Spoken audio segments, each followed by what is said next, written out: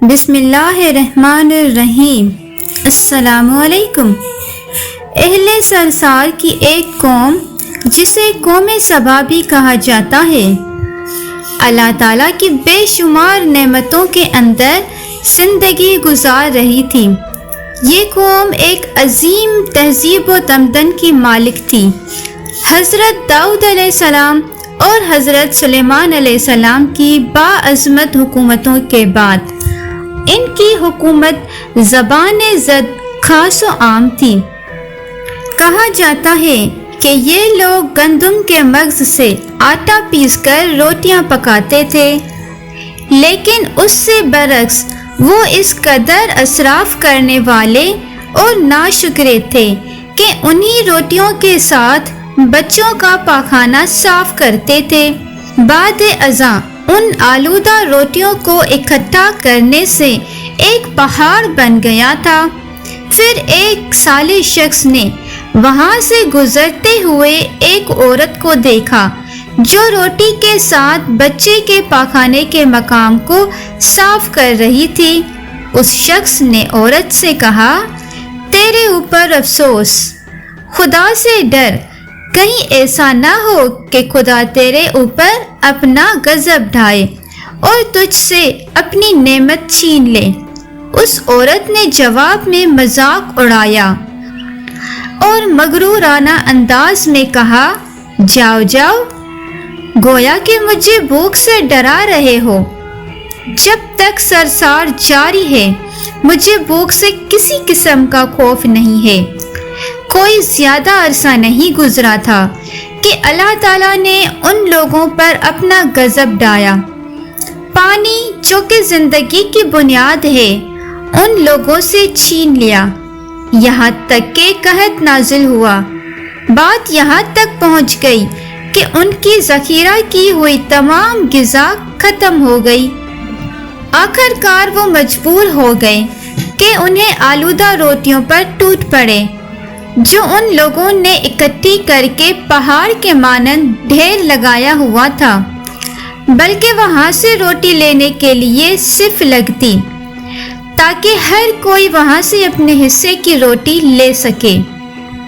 کفران نعمت، قحط اور ان کی بدحالی کے بارے میں متعدد روایات موجود ہیں۔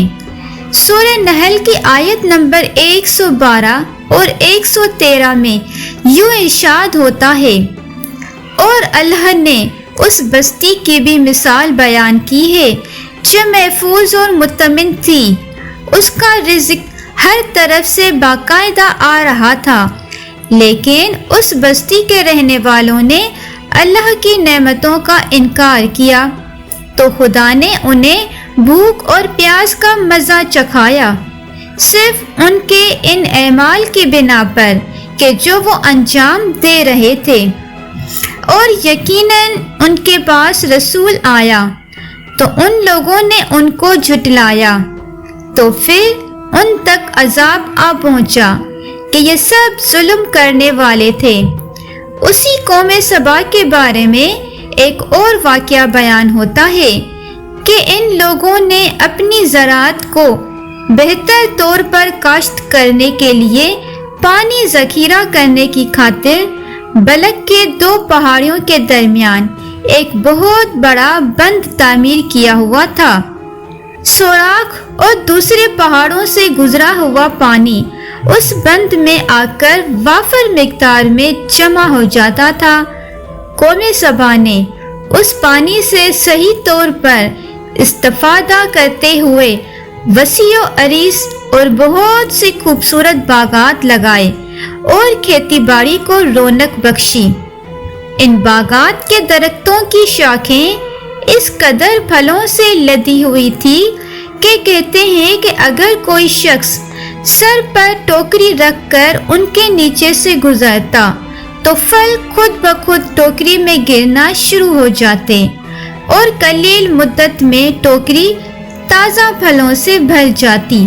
لیکن نعمتوں کی کثرت نے انہیں شکر کرنے کے بجائے سرمست اور غافل کر دیا تھا، یہاں تک کہ ان کے درمیان بہت بڑا طبقاتی نظام وجود میں آ چکا تھا ان میں سے صاحب اقتدار لوگوں نے کمزوروں اور ضعیفوں کا خون چوسنا شروع کر رکھا تھا، یہاں تک کہ ان لوگوں نے خدا سے احمقانہ التماس کیا، جس کا ذکر سورہ سبا کی آیت نمبر 19 میں ملتا ہے۔ انہوں نے کہا، خدایا ہمارے سفروں کے درمیان فاصلہ زیادہ کر دے۔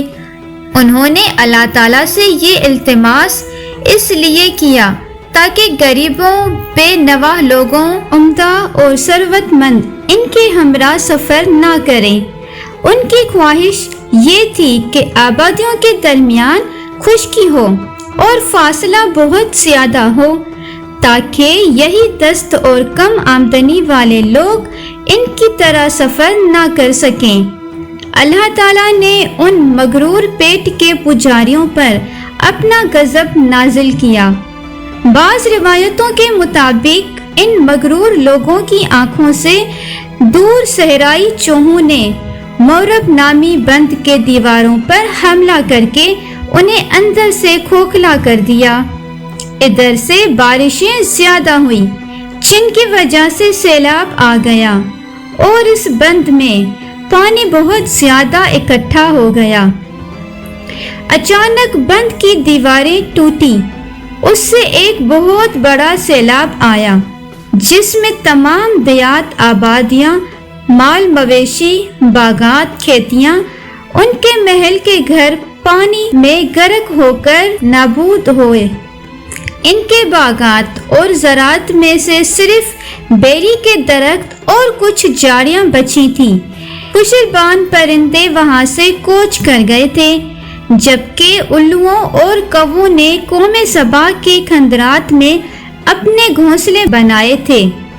اس بات کا ذکر سورہ سبا کی آیت نمبر 15 اور 16 میں ملتا ہے، اور آخر میں سورہ سبا کی آیت نمبر 70 میں قرآن کریم میں اس واقعے کا یوں نتیجہ نکلا ہے، یہ ہم نے ان کی ناشکری کی سزا دی ہے اور ہم ناشکروں کے علاوہ کسی کو سزا نہیں دیتے۔